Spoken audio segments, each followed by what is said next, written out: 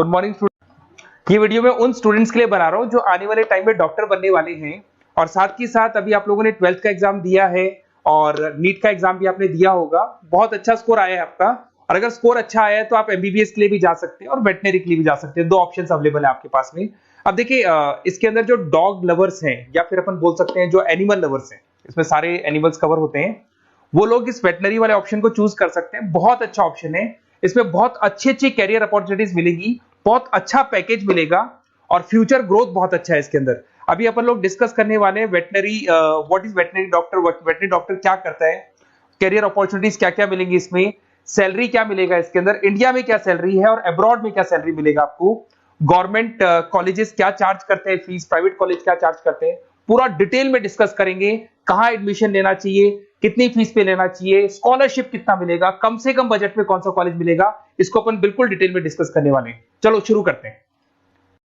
अब देखिए एक वेटनरी डॉक्टर करता है क्या, what the veterinary doctor will do. तो वेटनरी डॉक्टर बहुत सारे काम करता है, डायग्नोस्टिक का काम है, उसका ट्रीटमेंट का काम है, सर्जरी का काम है, प्रिवेंशन क्योर का काम है, इमरजेंसी केयर के लिए आपका जो एनिमल वेलफेयर हो गया, क्लाइंट एजुकेशन हो गया, ये सारे काम को करता है। जैसे अगर अपन डायग्नोस्टिक की बात करें तो एनिमल्स का एग्जामिनेशन करना है, उसका एक्सरे करना है, ब्लड टेस्ट करना है, उसमें वो काम करेगा। अगर मैं ट्रीटमेंट की बात करता हूँ तो यहाँ पे वो मेडिसिन वगैरह जो देगा वो देगा आपको, प्रोवाइड वैक्सीनेशन, वो बहुत इंपॉर्टेंट है क्योंकि वैक्सीनेशन वगैरह अपन देखते हैं डॉग्स वगैरह को रेगुलर बेसिस पे अपन को देना पड़ता है। सर्जरीज हो गई, जैसे रूटीन सर्जरीज, कॉम्प्लेक्स सर्जरीज, ये सारे काम वो करेगा। उसके बाद प्रिवेंटिंग क्योर, वैक्सीनेशन वगैरह हो गया।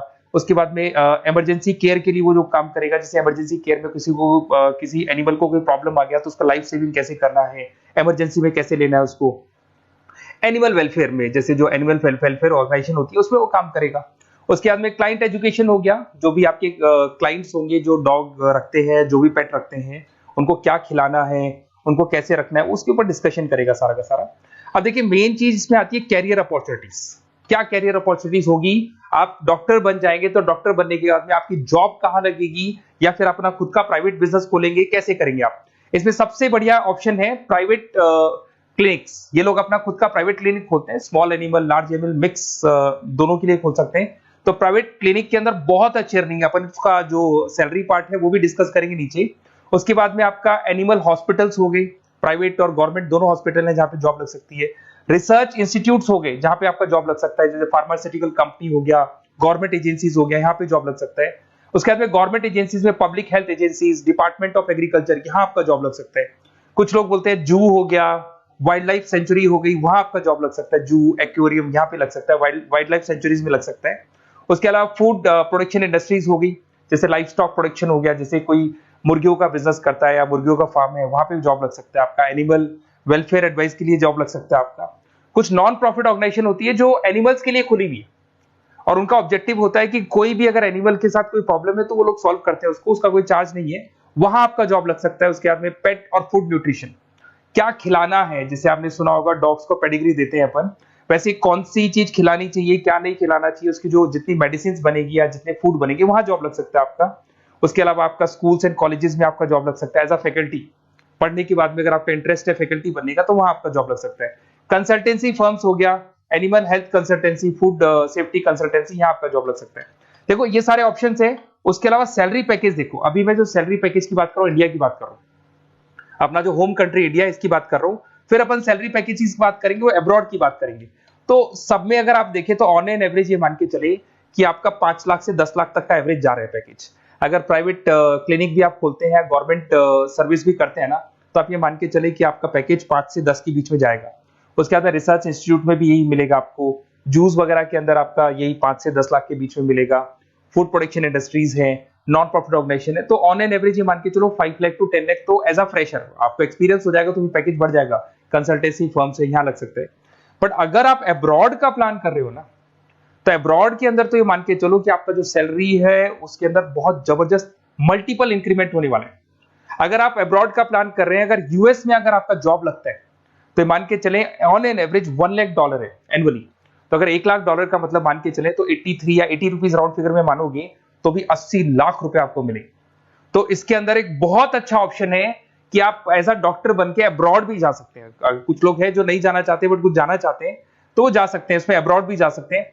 उसमें यूएस है, यूके है, ऑस्ट्रेलिया है, कनाडा है, जर्मनी है, बाकी और बहुत सारी कंट्रीज है जहां पे बहुत अच्छे अच्छे जॉब लगेंगे। ऑन एवरेज मान के चलो 80 लाख, 70-80 लाख रुपए आपको साल के मिल जाएंगे। ये सारे ऑप्शंस हैं। अब मेन चीज पे आते हैं। देखो सीधी सी बात है, अगर इसको करना है तो उसको करने के लिए नीट में स्कोर कितना चाहिए, गवर्नमेंट कॉलेज क्या मांगेगा, प्राइवेट कॉलेज क्या मांगेगा। अगर मैं गवर्नमेंट कॉलेज की बात करता हूं तो नीट में मिनिमम 450 का मार्क्स चाहिए आपको। अगर नीट में 450 मार्क्स नहीं है, प्लस आपका 12th में 50% कंपल्सरी, फिजिक्स, केमिस्ट्री, बायो से होना चाहिए, 50% होना चाहिए, और साथ के साथ नीट के अंदर 450 मार्क्स चाहिए। 5.5 साल का कोर्स है।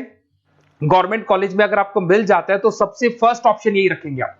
यहां पर आपका 2 लाख रुपए फीस मान के चलो तो 8 लाख रुपए में आप ये मान लो 8-10 लाख के अंदर अंदर, मतलब मैक्सिमम 10 लाख का खर्चा मान के चलो, इसके अंदर अंदर आपका कंप्लीट कोर्स हो जाएगा अगर गवर्नमेंट कॉलेज मिलता है।